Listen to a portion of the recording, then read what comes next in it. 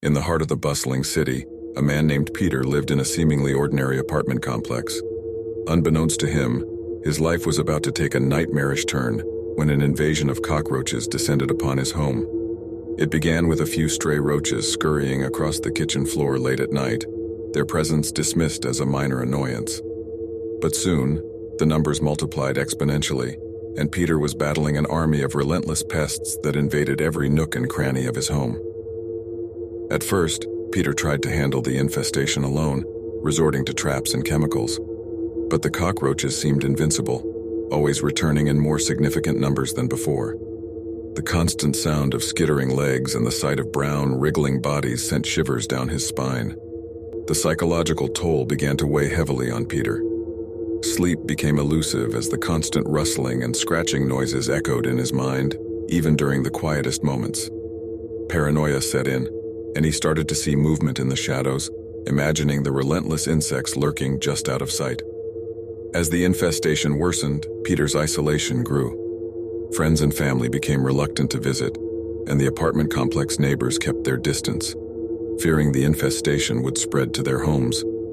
Peter was trapped in a living nightmare, alone with his relentless tormentors. With each passing day, Peter's grasp on reality slipped further. He became obsessed with eradicating the cockroaches, spending sleepless nights setting traps, spraying chemicals, and resorting to desperate measures that bordered on madness. The psychological toll soon took a darker turn. Peter began to see the cockroaches in his dreams, their relentless invasion bleeding into his subconscious. He became convinced that the pests were communicating with him, whispering malevolent secrets into his ear. As the infestation continued to torment him, Peter's once organized life descended into chaos. He became increasingly reclusive, avoiding the outside world and sinking deeper into his delusions. The walls of his apartment became covered with cryptic symbols as if trying to ward off the unseen forces he believed were controlling the cockroach invasion. His obsession consumed him entirely, and he started to doubt his sanity.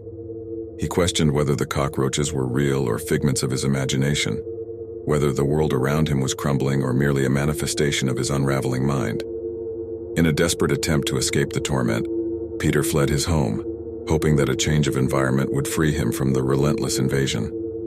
But the infestation followed him, plaguing every new space he occupied. He was trapped in a never-ending cycle of torment, with no respite from the psychological and emotional toll the cockroaches took on him. Peter's mind continued to deteriorate as the days turned to weeks and the weeks to months. His appearance grew disheveled, his eyes haunted by the fear that consumed him. The world outside became a distant memory, and he lost touch with reality, unable to distinguish between the tangible and the imagined. In a final act of desperation, Peter attempted to rid himself of the cockroaches. He doused his apartment in gasoline, intending to burn away the relentless invaders and the haunting memories they represented. But in his delirium, Peter knocked over a lamp, igniting the fuel and engulfing his apartment in flames. As the fire consumed the building, Peter remained inside, driven to the brink of madness by the cockroaches that had invaded his home and his very soul.